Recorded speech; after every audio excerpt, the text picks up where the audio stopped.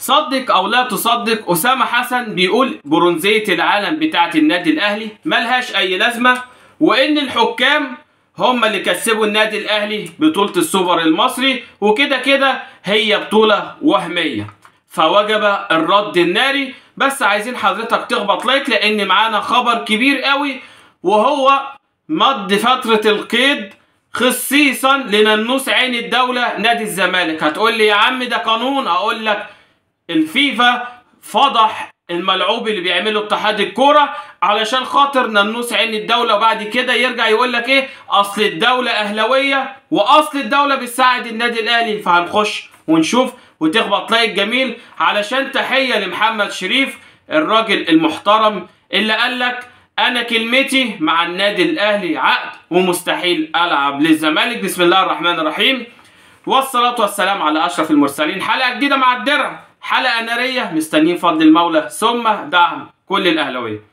اول حاجه اسامه حسن اللي فجاه في قناه الحدث، فجاه لقيناه في قناه النهار مع ابراهيم سعيد، وطبعا بنعتب على ابراهيم سعيد، انت مطلع شخص ده زي ده بدون التقليل منه، لا شخص زي ده مثير للجدل، دايما يطلع يعمل لي فيديوهات عريان، دايما دائم النقد للنادي الاهلي بحق وبدون وجه حق. فطلع علينا طلع حلوه قوي المره دي، وقال لك ايه بقى، خد احسن هبده ان برونزيه العالم دي ملهاش اي لازمه. اول حاجه يا حبيبي، علشان الانسان يعرف الحاجه اللي في ايده او اللي بيقول عليها ليها لازمه ولا ملهاش لازمه، لازم يعرف قيمتها. النادي الاهلي مشارك في كاس العالم للانديه بصفته عظيم بفضل الله، طبعا عظيم القاره، سيد اسياد افريقيا، اللي حضرتك من 2002 ما بتشمش النهائي غير مره واحده، وكان معروف نتيجته بفضل الله للنادي الاهلي. القضيه ممكن اللي هتفضل وصمه عار على جبينكم الا ان يشاء الله كزملكاويه. دي حاجه. فانت مش من عظماء القارات علشان تعرف قيمتها. كبيرك تقعد تشرب كوبايه شاي على القهوه وتتزنق في الكراسي كده جنب جماهير العملاق القاهري النادي الاهلي علشان تستنى جون يخش في النادي الاهلي، او لا قدر الله هزيمه للنادي الاهلي فتفرح. ليه؟ لانك مش عارف تفرح بفرقتك. فرقتك على طول كبتاك زلاك، حطاك دايما تحت ايد الاهلاويه، عاملينك ترابيزه ساندين عليك كده، راح جاي ملطشه، خد ياض انت خسرت كام بطوله، انت لعبت كام ماتش كده، هو كده. فانت ما تعرفش قيمه كاس العالم للانديه اللي ما بتشوفوش غير في التلفزيون. انت اصلا مش عارف تاخد كونفدراليه علشان تتكلم على دوري ابطال افريقيا المؤهل لكاس العالم للانديه. طب كاس العالم للانديه ده يا حبيبي بيضم مين؟ عظماء القارات، ابطال القارات. البطوله اللي ملهاش لازمه دي يا حبيبي متصنفه من الفيفا. البطوله اللي ملهاش لازمه دي يا بابا بيشارك فيها دوري ابطال اوروبا زي ريال مدريد، بايرن ميونخ، برشلونه، مانشستر سيتي، والفرقه دي عمرك ما هتشوفها غير في التلفزيون، او تعملوا جمعيه كجماهير عشان تجوا يلعبوكوا ماتش ودي. انما النادي الاهلي لما يتذكر التاريخ يا بابا ويتقال ان النادي الاهلي لعب في الدور قبل نهائي الكاس العالم للانديه مع ريال مدريد، مع بايرن ميونخ، مع انديه البرازيل الكبيره، ها حضرتك تسكت وتشد بلاستر كده، لانك لما تيجي تحكي تاريخ لاولادك عن ناديك مش هيتذكر فيه كاس العالم ان شاء الله او بطوله افريقيا الا قبل 100 سنه. تمام؟ فهي دي البطوله اللي ملهاش لازمه، وطبعا فاقد الشيء لا يعطيه. انت ما اشتركش في كاس العالم للانديه، ما عاشرتش فرق العظماء القارات، ما رحتش بلاد بتعمل فيها شعبيه، ما رحتش بلاد بتتكرم، ما بتحطش تيشيرتاتك في المتحف التاريخي للفيفا كنادي مشارك في كاس العالم للانديه، ومن اكتر الانديه اللي شاركت في كاس العالم للانديه، والفريق البرونزي لكاس العالم للانديه 4 برونزيات. يعني احنا مشرفين افريقيا في المحافل الدوليه ورافعين اسم مصر عاليا في المحافل الدوليه اللي انت ما بتشوفهاش غير على القهوه. نخبط لايك عشان نخش على النقطه الثانيه في اللي قاله اسامه حسن، اللي هو اصلا يعني عارف انت ايه، انا مختلف زي رضا عبد العال، فاذا انا موجود. ده يجيبني في الاستديو يضحك عليا شويه، ده يجيبني في الاستديو يضحك عليا شويه. من ضمن الضحك بيقول لك ايه؟ ان النادي الاهلي ما يستحقش بطوله السوبر، وان الحكام هم اللي كسبوا النادي الاهلي كاس السوبر، وان هي اصلا كده كده بطوله ملهاش لازمه. يا راجل ده انتم لما خدتم كاس السوبر قعدتوا تحتفلوا عليه 3 سنين. ده طلع خالد الغندور في قناه الزمالك قال لك اتعشت يا رجاله، اتعشت خلاص احنا ابطال السوبر، وقعدتوا تحتفلوا في النادي لحد السنه اللي بعديها. ادي البطوله اللي هي وهميه وملهاش لازمه. ملهاش لازمه ليه؟ علشان سيد اسياد افريقيا بفضل الله والعملاق القاهري بطل مصر النادي الاهلي هو اللي خدها. انما لو نادي تاني كانت عمل فرح، وكان ان النادي الاهلي خسر من فلان الفلاني وعمل فيه كذا وكذا وكذا وكذا. فاصبح تقليلك من النادي الاهلي شيء بيتحط على جبينك كوصمه كده على جبينك، ان انت مش فاهم كوره، ان انت مش مقدر النعمه اللي موجوده في مصر وهي النادي الاهلي. صانع البهجه بفضل الله، مسح دموع الغلابه. النادي الاهلي كسب انا نايم فرحان، لا قدر الله النادي الاهلي خسر انا نايم زعلان. انما انت الله يكون في عونك طبعا، ضغط، سكر، نوبات قلبيه، جلطات من فرقتك، فاحنا عاذرينك الغل والحقد ده.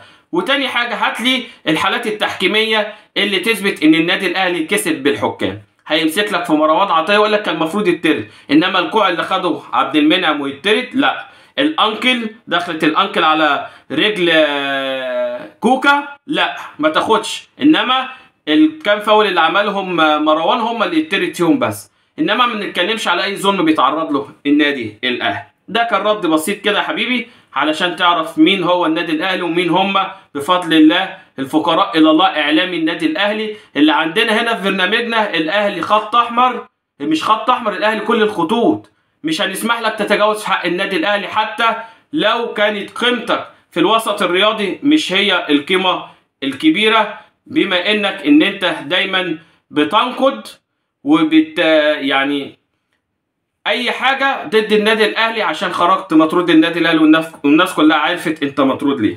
نخش على الحاجه الثانيه وهي مد فتره القيد من اجل ننوس عين الدوله. هتقول لي يا عم في ايه؟ هو انتوا مش عايزين الزمالك يقوم؟ لا يقوم بالاصول، يقوم بالعدل، مش يقوم بالمجاملات.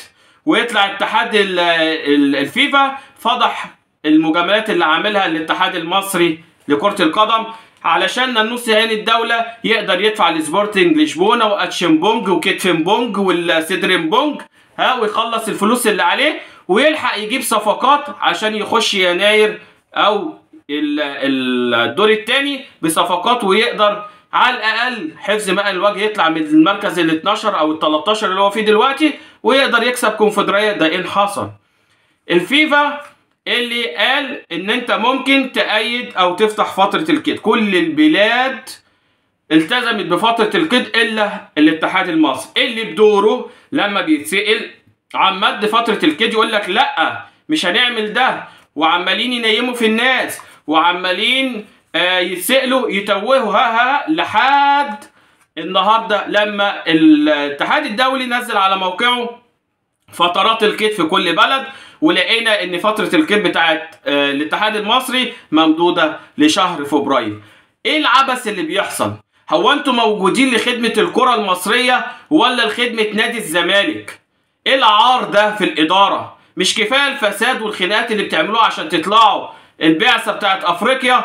مش لاقيين حاجة تعملوها غير ان انتوا تجاملوا نادي الزمالك. مد فترة القيد عشان ادي مهلة ان ننوس عين الدولة يقدر يسدد ويعمل يعني مخالصات مع الانديه واللعيبه اللي عامل معاها مشاكل ووقفاه، ويبدا يجيب صفقات ويسجل. ايه ده؟ ايه الحلاوه دي؟ ساعد الفريق، ساعد الزمالك، ساعد الزمالك، بس الزمالك والاهلي والمقاولين وكله يتساعد. مش يجي خطابات تتدارى في الدرج وتضيعوا النادي الاهلي نهائي كان ممكن يتلعب على ارضه وبطوله تضاف لسجلاته وتاريخه المشرف، والزمالك تقبلوا خطابات وقف قيد وقواضف الفيفا وتمدوا القيد لحد شهر 2 علشان ننوس عين الدولة يقدر يستفيد. انما الفيفا فضح كل ده لحد امبارح بينفوا ان هم هيعملوا مد القيد وهم مدينه اصلا من 31/12. يعني من 31/12 هم عاملينه على الTMS ان احنا هننهي القيد بتاعنا في شهر 2/11/2. ما هذا العبث؟ نخش بعد ما تخبط اللايك الثالث على محمد شريف اللاعب الاصيل اللي طلع في التلفزيون وقال لك انا كلمتي مع النادي الاهلي عقد، مش هلعب لنادي الزمالك، يعني مش هلعب مع نادي الزمالك، وكل الاحترام طبعا للزمالك، ولكن لعيب ولا بيتاثر بفلوس ولا يعني اغراءات، كلمته عقد مع النادي الاهلي، مش هلعب في مصر غير النادي الاهلي. ده لعيب عاقل، حتى لو جواه عايز يلعب، بس ده لعيب عاقل. اشترى النادي الاهلي، اشترى جمهوره الكبير العظيم، حفظ تاريخه مع النادي الاهلي. فمن هنا بنقول له يا ابني انت فوق الدماغ، مش زي لعيبه تانية اللي راحت للطموح ودلوقتي بيبيع الطموح، وهو عبد الله السعيد، علشان خلاص مفيش بطولات وشهم بقى في الارض، فعايز يروح الزمالك. فمن هنا باع بيراميدز زي ما عمل مع النادي الاهلي، باع النادي الاهلي بالفلوس، فبيتباع دلوقتي بيراميدز علشان يروح نادي الزمالك. كل التحيه لمحمد شريف، كل التحيه لكل لعيب اصيل، كل التحيه لاي حد يقف حق الصد للنادي الاهلي ضد اي تجاوز او اي مؤامرات تحاك ضد النادي الاهلي. كل التوفيق لمنتخب مصر اللي سافر النهارده، وان شاء الله باذن الله هنبدا مرحله الدعم لمنتخب مصر، مش الاعلان الهايف اللي مطلعينه ضد دعم منتخب مصر. بيتصدروا واحد مثير للجدل برضه هو رضا عبد العال، وبيليه اسامه حسن دلوقتي في الاستوديوهات. نفسي صوتكم يوصل له، يعني صوتي يوصل لكم وتردوا عليا، علشان ما يبقاش ان احنا بنتكلم عن الناس من وراهم، لا، يا ريت صوتي يوصل لكم. اشوفكم في حلقه جديده، سلام عليكم.